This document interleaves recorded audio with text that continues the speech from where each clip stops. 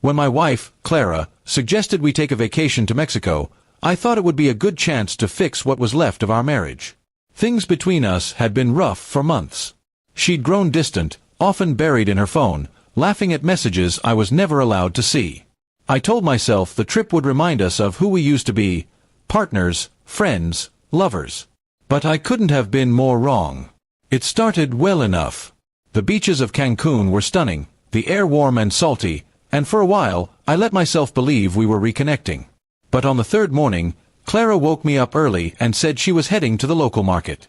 She kissed my cheek, smiled, and told me to rest. I didn't think much of it until hours passed and she still hadn't returned. By afternoon, I tried calling her, no answer. I texted, worried. Then finally, around sunset, she replied with a single message, "Relax, it's just a joke. See you soon."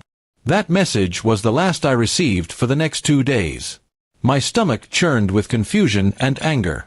I checked the hotel desk, called local hospitals, even went to the police. No one knew anything.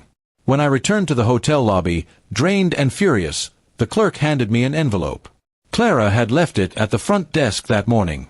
Inside was a note that read, "Don't worry, it's just a little prank. I'll meet you back home." My credit cards were missing from the safe. She had left me stranded. I sat there, humiliated and lost, not knowing whether to be angry or heartbroken. That evening, I went down to the beach to clear my head. That's when I met Susan. She was sitting by herself, sketching the sunset on a small pad. When she noticed my expression, she asked if I was all right. I told her the truth, or at least some of it. She listened quietly, then smiled softly and said, "You don't deserve that kind of cruelty." Over the next few days, Susan became a light in a dark place. She was an artist from Seattle, visiting to find inspiration.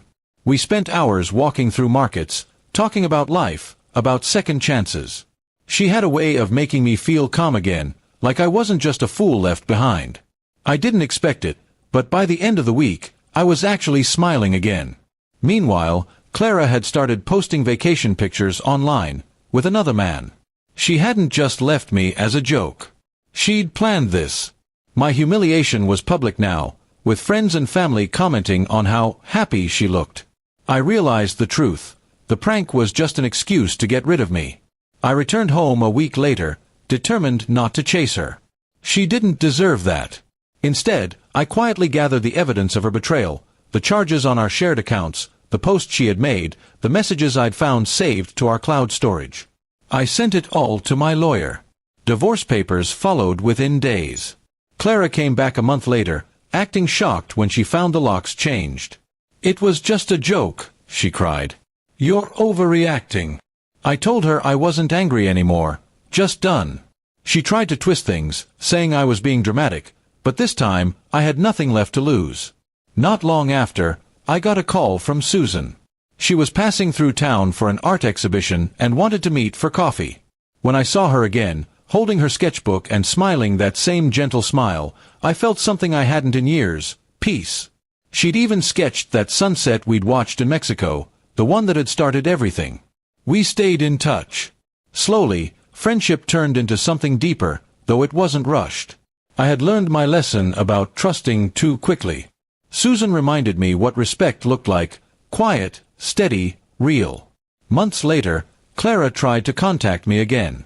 She had broken up with a man she'd gone away with and wanted to start fresh. I didn't respond. Instead, I took Susan's call that night, and we talked until dawn. It felt like I'd finally chosen myself. Revenge didn't come in the form of anger or payback. It came through peace, by walking away, healing, and building something better. Clara lost someone who loved her honestly. I lost someone who never valued me. But in return, I found something far greater, freedom and maybe a little love again. And every time I think of that beach in Mexico, the same place I was abandoned, I smile. Because that's where my story truly began, not where it ended.